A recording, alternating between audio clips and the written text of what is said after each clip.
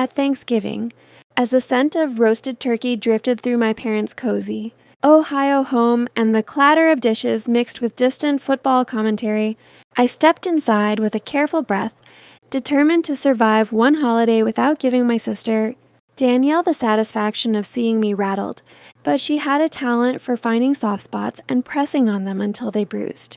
And she waited until everyone was settled, until the room was warm with laughter and fork-scraped plates.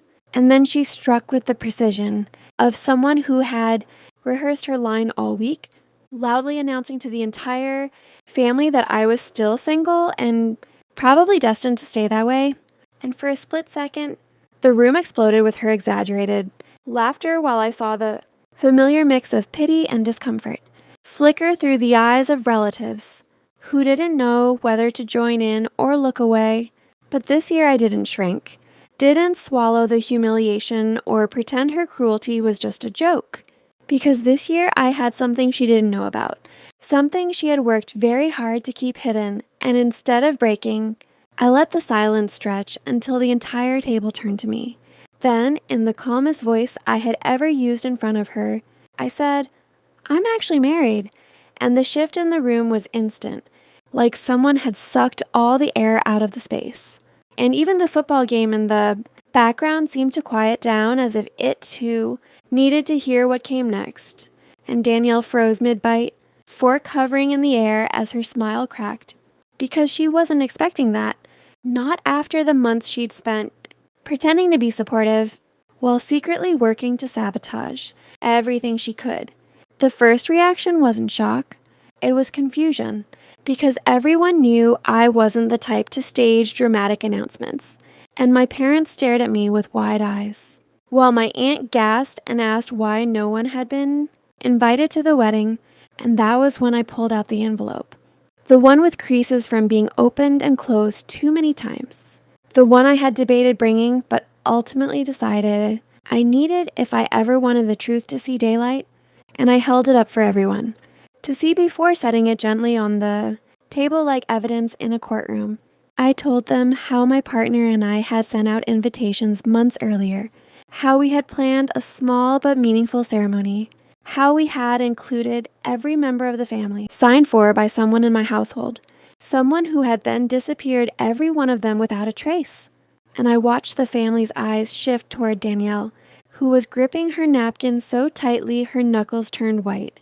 I explained how we dug deeper, how my partner suggested pulling our mailbox camera footage, and how we watched Danielle take the invitations, look around, and slip them into her purse with a grin so smug it made my stomach twist. And at that moment, a collective gasp spread across the table while she finally spoke, her voice thin, shaky, insisting it wasn't what it looked like, that she had a reason, that I was overreacting. But her excuses collapsed under the weight of the truth because she couldn't explain away the timestamp, the footage, the fact that she had deliberately erased one of the most important days of my life just to keep me in the role she liked best, quiet, overshadowed, and easily mocked. My mother pressed her hands to her mouth in disbelief while my father's face hardened in a way I had never seen, and Danielle tried to laugh it off as a misunderstanding, but the room had already decided, and for once her confidence cracked open like a dropped plate.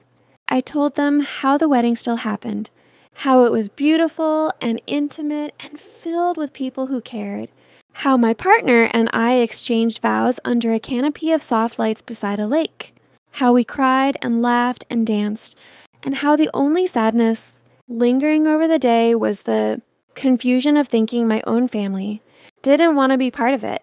And the moment I finished, the room felt heavier, charged, filled with the weight of everything unsaid over the years.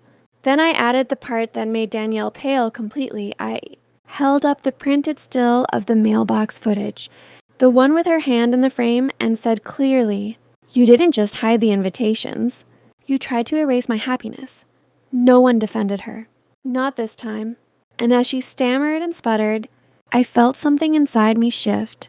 Something that had stretched thin over years of biting my tongue finally snapped, and the hook that would define this entire moment tightened.